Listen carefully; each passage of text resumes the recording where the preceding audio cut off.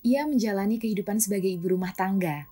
Ia selalu berusaha melakukan yang terbaik, namun ia selalu menerima reaksi negatif baik dari keluarganya sendiri maupun mertuanya.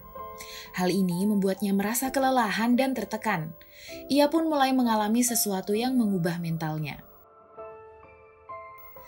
Selamat datang di channel Nonton Film.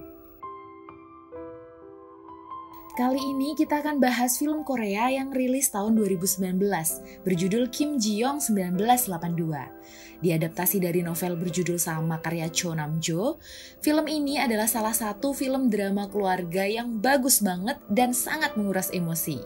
Siapin dulu tisu dan bantal, karena film ini lumayan menguras air mata. So, langsung aja kita bahas filmnya. Ji-young menjalani hari-hari dengan mengurus rumah dan putrinya tanpa bantuan asisten ataupun pengasuh. Rutinitas harian yang dijalani Ji-young tanpa jeda ini sering membuatnya kelelahan. Tanpa Ji-young sadari, keadaan itu membuat kondisi Ji-young memburuk. Beberapa kali Jong-dae, suaminya, melihat Ji-young kehilangan kesadaran dan berbicara seperti orang lain.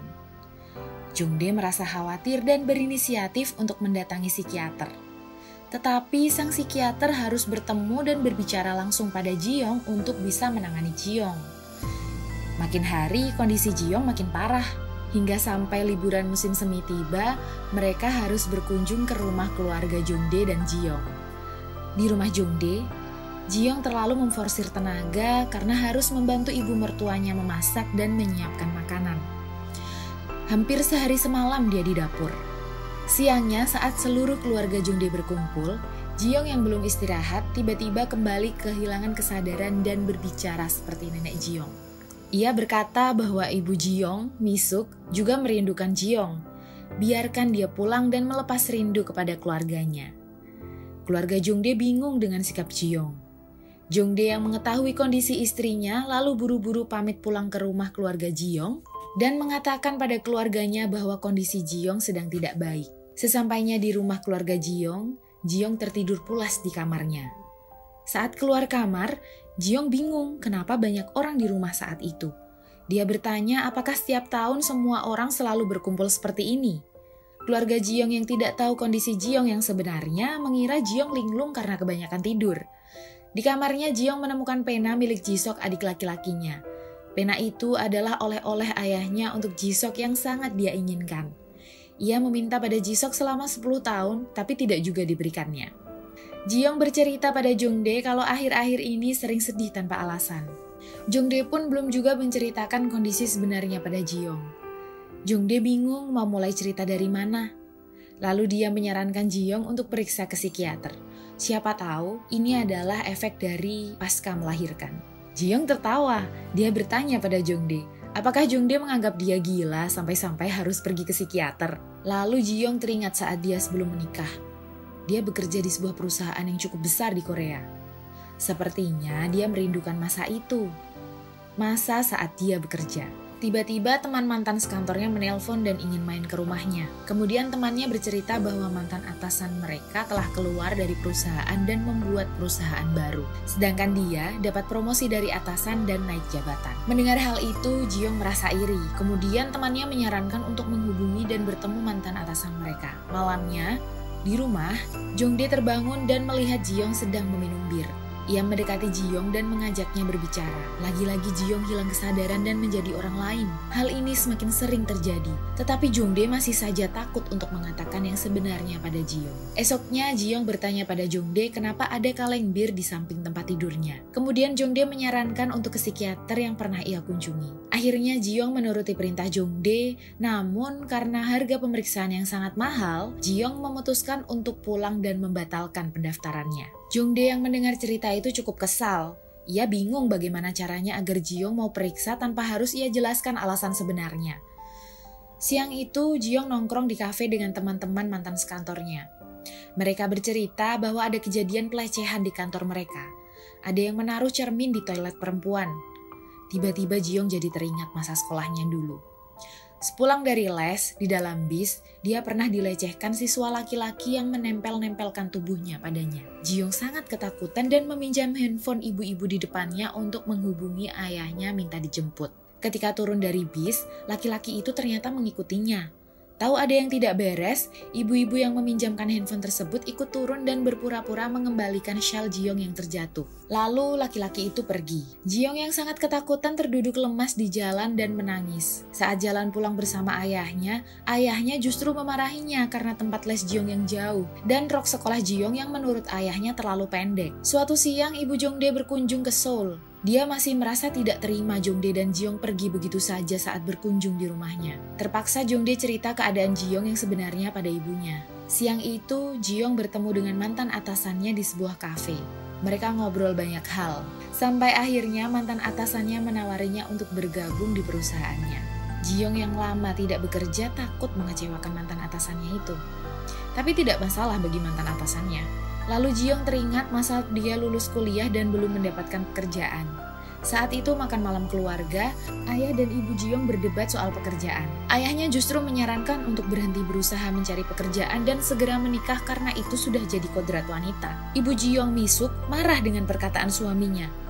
Ia merasa tidak terima dengan perkataan suaminya yang memutuskan semangat dan mimpi putrinya. Di tengah pertikaian itu, tiba-tiba Ji-young mendapatkan telepon dari salah satu perusahaan yang dia lamar. Telepon tersebut adalah pemberitahuan bahwa dia diterima di perusahaan yang ia lamar tersebut. Perasaan Ji-young saat ini sama seperti perasaan Ji-young muda ketika dia diterima bekerja di perusahaan yang dia lamar. Sepulang kerja, Jongdae kaget. Rumahnya penuh balon dan Ji-young sudah menunggunya di meja makan lengkap dengan kue tart dan lilin yang menyala. Malam itu, Ji-young menceritakan bahwa dia mendapatkan pekerjaan baru. Jongdae ikut gembira mendengarnya. Lalu mereka mendiskusikan bagaimana Ah-hyung, putri mereka, jika Ji-young mulai bekerja. Tiba-tiba Jongdae teringat awal pernikahan mereka. Ji-young marah karena orang tua Jongdae terlalu bawel. Sebelum menikah ditanya kapan menikah, setelah menikah ditanya kapan punya anak, dan seterusnya. Pertanyaan itu tidak pernah berhenti. Jongdae dengan santai menawarkan untuk membuat anak. Dia pikir satu anak tidak akan mempengaruhi pernikahan mereka. Ji-young yang belum siap memiliki anak meragukan pendapat Jongdae karena baginya mempunyai anak akan merubah banyak hal dalam hidupnya. Suatu hari Ji-young mencari babysitter untuk menjaga Ah-hyung saat dia mulai bekerja. Mulai dari menempel pengumuman hingga mencari di situs web, tapi tidak ada hasil. Lalu Jongdae menawarkan diri untuk mengambil cuti melahirkan yang tanpa diketahui Ji-young bahwa cuti melahirkan resiko terbesarnya adalah kehilangan pekerjaan. Siang itu Ji-young mendapat paket obat tradisional dari ibu mertuanya.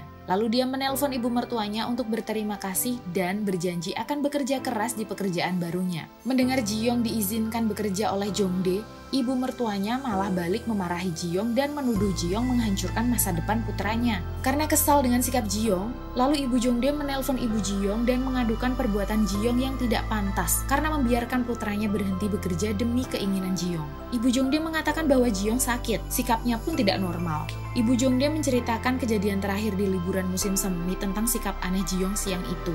Malam itu Mi-suk, ibu Ji-young, tiba di rumah dan memeluk Ji-young kemudian meminta Ji-young menjaga diri dengan makan teratur dan istirahat yang cukup. Ibu Ji-young pun menawarkan diri untuk menjaga Ah-hyung saat dia mulai bekerja. Sebagai seorang ibu, Mi-suk sangat mendukung putrinya untuk melakukan apa yang ingin putrinya lakukan. Saat Mi-suk pamit, tiba-tiba Ji-young kehilangan kesadaran dan berbicara seperti nenek Ji-young. Melihat kondisi putrinya, Mi-suk tak kuasa menahan tangis sambil memeluk anak perempuannya yang malang. Sesampainya di rumah, Mi-suk mengurung diri di kamar Ji-young. Mendengar suaminya pulang membawakan obat untuk anak laki-lakinya, Mi-suk keluar dari kamar Ji-young dan ngamuk membanting obat yang dibawa suaminya untuk putranya Ji-sok. Dia merasa kecewa dengan sikap pilih kasih suaminya yang hanya melihat anak laki-lakinya, sedangkan mengabaikan anak perempuan mereka yang sedang sakit yaitu Ji-young.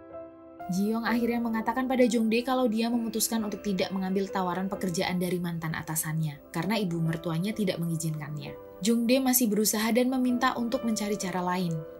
Tetapi malam itu percakapan mereka lebih panas dari biasanya. Ji-young mulai lelah dengan tekanan dari keluarga mertuanya dan keluarganya sendiri. Ji-young merasa sikap Jongdae tidak jauh berbeda dengan ibu mertuanya.